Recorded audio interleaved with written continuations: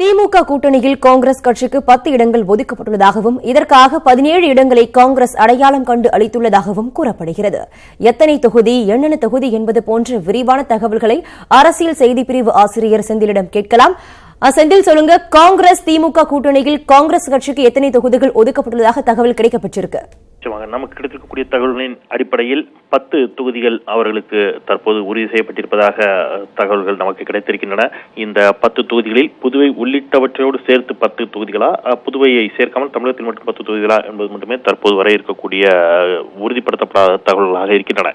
இந்த 10 தொகுதிகளில் அவர்கள் விரும்பி கேட்டிருக்கக்கூடிய 17 தொகுதிகளை அவர்கள் அடையாளம் கண்டு பரிந்துரைத்திருக்கிறார்கள். அந்த 17 தொகுதிகளில் ஒரு 10 தொகுதிகளை தங்களுக்கு காங்கிரஸ் கட்சிக்கு ஒதுக்குமாறு அவர்கள் காங்கிரஸ் தரப்பில் கேட்டுக் கொள்ளப்பட்டிருக்கிறது. குறிப்பாக கன்னியாகுமரி, தென்காசி, திருநெல்வேலி, சிவகங்கை, மாயவரம், திருப்பூர் அல்லது ஈரோடு, திருச்சி அல்லது ராமநாதபுரம், புதுவை, கரூர் உள்ளிட்ட 10 தொகுதிகளை அவர்கள் விரும்பி கேட்கிறார்கள். 17 தொகுதிகள் அடையாளம் காட்டப்பட்டிருக்கின்றன. இந்த 17 தொகுதிகளில் இருந்து ஏதேனும் 10 தொகுதிகளை தங்களுக்கு ஒதுக்குமாறு அவர்கள் கேட்டிருக்கிறார்கள். கன்னியாகுமரி தொகுதியை பொறுத்தளவில் கடந்த முறை காங்கிரஸ் தனித்து நின்ற பொழுதே வசந்தகுமார் காங்கிரஸ் கட்சியின் சார்பில் போட்டியிட்டு 1 லட்சத்திற்கும் அதிகமான வாக்குகளை அங்கே பெற்றார் என்பது குறிப்பிடத்தக்கது. அந்த விதத்தில் கன்னியாகுமரி தொகுதியை அவர்கள் காங்கிரஸ் ஓரளவிற்கு வலுவான தொகுதியாகவே அது அடையாளம் காட்டப்படுகிறது. அங்கே வசந்தகுமார் உள்ளிட்டவர்கள் போட்டியிடுவதற்கான வாய்ப்புகள் இருப்பதாக கருதப்படுகிறது. தென்காசி தொகுதியை பொறுத்த அளவில் அது தனி தொகுதி. அங்கே காங்கிரஸ் கட்சியுடைய மூத்த எம்எல்ஏ, மறைந்த எம்எல்ஏனுடைய பேத்தி ஜான்சி அவர்கள் அங்கே போட்டியிடுவதற்கான வாய்ப்புகள் இருப்பதாக அடையாளம் காட்டப்படுகிறது. அதேபோல் சிவகங்கை பொறுத்தளவில் சிதம்பரம் அவர்கள் வலுவாக இருக்கக்கூடிய ஒரு தொகுதி. ப. சிதம்பரத்தின் மகன் கார்த்தி சிதம்பரத்தை குறிவைத்து அந்த தொகுதி அடையாளப்படுத்தப்பட்டிருக்கிறது. சேலம் மோகன் குமாரமங்கலத்திற்காக சேலமும், மாயவரம் மணிசங்கர ஐயர் ஏற்கனவே ஓரளவிற்கு வலுவான இருக்கக்கூடிய தொகுதி. திருப்பூர் அல்லது ஈரோட்டில் EVKS இளங்கோவனுக்காகவும், திருச்சி அல்லது ராமநாதபுரத்தில் திருநாவுக்கரசரை குறிவைத்தும் அந்த தொகுதிகள் அடையாளம் காட்டப்பட்டிருக்கின்றன. பாண்டிச்சேரியை பொறுத்தளவில், புதுவையை பொறுத்தளவில் நாராயணசாமியினுடைய ஆதரவாளர் யாரேனும் ஒருவர் அங்கே போட்டியிடக்கூடும். அந்த வகையில் 17 தொகுதியில் அடையாளம் காட்டப்பட்டு 10 தொகுதிகள் உறுதி செய்யப்பட்டிருக்கின்றன. அந்த 10 தொகுதிகள் எவை என்பதும் விரைவில் உறுதி செய்யப்படும். இன்று மாலை அதற்கான அதிகாரப்பூர்வ அறிவிப்புகள் வெளியிடப்படும். நிச்சயமா செந்தில், காங்கிரஸ் திமுக கூட்டணி மற்றும் திமுகவிடம் காங்கிரஸ் எந்த தொகுதிகளும் ஒதுக்கப்பட வேண்டும் என கோரிக்கை விடுத்ததும் சொன்னீங்க. இது ஒரு புறம் இருக்க, அதிமுக தேமுதிக கூட்டணி உருவாதால் என்னென்ன சிக்கல் ஏற்படும், அதை பற்றி சொல்லுங்க. அங்கே இருக்கக்கூடிய சிக்கல்கள் என்பது, தொகுதி பங்கீட்டில் இருக்கக்கூடிய சிக்கல்கள் என்பது நாம் ஏற்கனவே தொடர்ச்சியாக சொல்லி வருகிறோம். தேமுதிகவும் பாட்டாளி மக்கள் கட்சியும் வலுவாக இருக்கக்கூடிய பகுதிகள் பெரும்பாலும் ஒரே பகுதிகளில் 2 கட்சிகளுமே வலுவாக இருக்கக்கூடிய பகுதிகளாக இருக்கின்றன. தொகுதி பங்கீட்டில் தேமுதிகவிற்கும் பாட்டாளி மக்கள் கட்சிக்கும் நிச்சயமாக அந்த இடத்தில் இழுபறி ஏற்படுவதற்கான வாய்ப்புகள் நிறையவே இருக்கின்றன என்பதையும் நாம் தொடர்ச்சியாக சொல்லி வருகிறோம். அந்த விதத்தில் பாட்டாளி மக்கள் கட்சிக்கு 7 தொகுதிகள் உறுதி செய்யப்பட்டிருக்கின்றன. அந்த 7 பாட்டாளி மக்கள் கட்சியின் சார்பில் அடையாளப்படுத்தப்பட்டு கொடுக்கப்பட்டிருக்கக்கூடிய தொகுதிகள் என்பன தருமபுரி, சிதம்பரம், கள்ளக்குறிச்சி, கடலூர், கிருஷ்ணகிரி, அரக்கோணம், ஆரணி உள்ளிட்ட தொகுதிகளை அவர்கள் அடையாளப்படுத்தி கொடுத்திருக்கிறார்கள். இவற்றில் 3 தொகுதிகள் அவர்களுக்கு ஒதுக்கப்படுவது உறுதியாகிவிட்டன.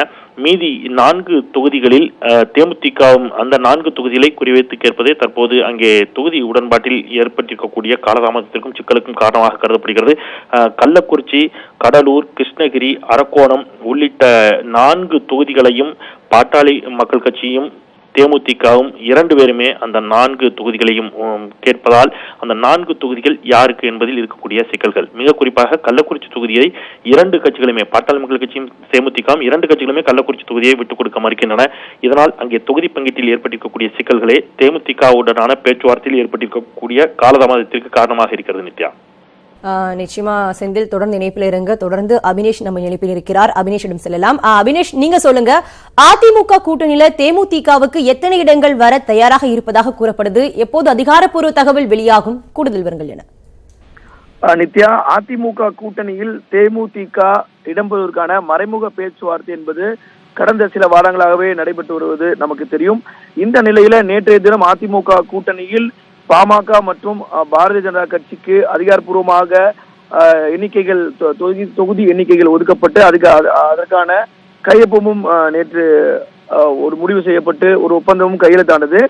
இந்த நிலையில தேமுதிக பாமகவுக்கு இணையான எண்ணிக்கையை கொடுக்க வேண்டும் என முதலில் தெரிவித்திருந்தது. ஆனால் தொடர்ச்சியாக நடைபெற்ற அந்த பேச்சுவார்த்தையில், குறிப்பாக நேற்றைய தினம் பாரதிய ஜனதா கட்சியை சேர்ந்த தலைவர்கள் எல்லாம் நேற்றைய தினம் விஜயகாந்த் அவருடைய இல்லத்திற்கு சென்று ஒரு பேச்சுவார்த்தை நடத்தினார்கள். அதில் ஓரளவுக்கு சுமூகமான உடன்பாடு எட்டியிருப்பதாக அங்க இருக்கக்கூடிய வட்டார தகவல் தெரிவிக்கின்றன. அதிலும் தற்பொழுது தேமுதிகவை பொறுத்த மட்டில் 4+1 அதாவது 4 மக்களவை தொகுதிகளும் ஒரு மாநிலங்களவை தொகுதிகளையும் இறுதியாக கேட்டிருப்பதாகவும் அதற்கு அதிமுகவுடைய தலைமை சம்மதித்திருப்பதாகவும் தகவல் தெரிவிக்கின்றன. ஆனால் இதில் மிக முக்கியமான மற்றொரு பிரச்சனை எழுந்திருக்கிறது. ஒருவேளை இறுதியாக 4+1 அதாவது 4 மற்றும் ஒரு மாநிலங்களவை உறுப்பினர் கொடுக்கும் பட்சத்தில் அந்த 4 தொகுதிகள் எவை என்பதில் மிகப்பெரிய ஒரு இழுபறி இருக்கிறது. என்று சொன்னால் வட மாவட்டங்களில அதிக அளவுல பாமகவிற்கு செல்வாக்கு இருக்கிறது. அதே தொகுதிகளில பாமகவிற்கு இணையாகவும் தேமுதிகவும் அந்த வட மாவட்டங்களில் வாக்கு வங்கியை வைத்திருப்பது என்பது கடந்த கால தேர்தல் முடிவுகளை நம்ம பார்த்தோம். அந்த அடிப்படையில கள்ளக்குறிச்சி தொகுதி என்பது தொடர்ச்சியாக இழுபறியில் இருக்கிறது. ஏற்கனவே தர்மபுரி, ஆரணி, சிதம்பரம் ஆகிய 3 தொகுதிகளிலும் பாமகவிற்கு அதிமுக தர சம்மதம் தெரிவித்திருக்கிறது. இந்த நிலையில கள்ளக்குறிச்சியையும் பாமகவிற்கு ஒதுக்குவதற்கு அதிமுக சம்மதம் தெரிவித்திருக்கிறது. ஆனால் பாஜக கள்ளக்குறிச்சியை தேமுதிக வசம் ஒப்படைக்க வேண்டும் என்கிற ஒரு கோரிக்கை என்பது வைத்திருக்கிறது. அதே போல தேமுதிக தரப்பிடமிருந்து கள்ளக்குறிச்சி என்பது வெற்றி வாய்ப்புள்ள, அதாவது தேமுதிகவிற்கு வெற்றி வாய்ப்புள்ள தொகுதி. எனவே கள்ளக்குறிச்சியை தேமுதிகவுக்கு ஒதுக்க வேண்டும் என்கிற ஒரு பிரச்சனையும் இருக்கிறது. எனவே முதலில் அந்த தொகுதியுடைய எண்ணிக்கையை உறுதிப்படுத்திக் கொள்ளலாம், எந்தெந்த தொகுதி எந்தெந்த கட்சிக்கு என்பதை உறுதிப்படுத்திக் கொள்ளலாம் என்கிற ஒரு ஒப்பந்தத்திற்கு தற்பொழுது சமாதானத்துக்கு வந்திருக்கிறார்கள். எனவே அந்த அடிப்படையில இன்று மாலைக்குள் தேமுதிக, அதிமுக ஆகிய 2 கட்சிகளும் அதிகாரப்பூர்வமாக நேரடியான ஒரு பேச்சுவார்த்தையை தொடங்குவதற்கான வாய்ப்பு இருக்கிறது. அந்த வகையில அமைச்சர் தங்கமணி அவர்கள் தேமுதிகவுடைய துணை செயலாளராக இருக்கக்கூடிய LK சுதீசிரம் பேச்சுவார்த்தை நடத்துவதற்கான வாய்ப்பு இருக்கிறது. அதற்கு பிறகு இன்று மாலையோ அல்லது நாளையோ தேமுதிகவுடன் இறுதியான அந்த ஒப்பந்தம் கையெழுத்தாக வாய்ப்பு இருக்கிறது. இருந்த போதிலும் 4+1 என்கிற அந்த அடிப்படையில அதிமுக தேமுதிக கூட்டணியில் ஒரு சமரசம் ஏற்பட வாய்ப்பு இருக்கிறது. நித்யா, திமுக கூட்டணியில் காங்கிரஸ் கட்சிக்கு 10 இடங்கள் ஒதுக்கப்பட்டிருக்கிறதாகவும் இதற்காக 17 இடங்களை காங்கிரஸ் அடையாளம் கண்டு அளித்துள்ளதாகவும் கூறப்படுகிறது. அதிமுக தேமுதிக கூட்டணியில் உருவாவதில் உள்ள சிக்கல்கள் என்ன என்பது குறித்து எமது அரசியல் செய்தி பிரிவு ஆசிரியர் செந்தில் மற்றும் எமது செய்தியாளர் அபினேஷ் வழங்கிய விரிவான தகவலை தற்போது கேட்டும். உங்கள் இருவருக்கும் நன்றி.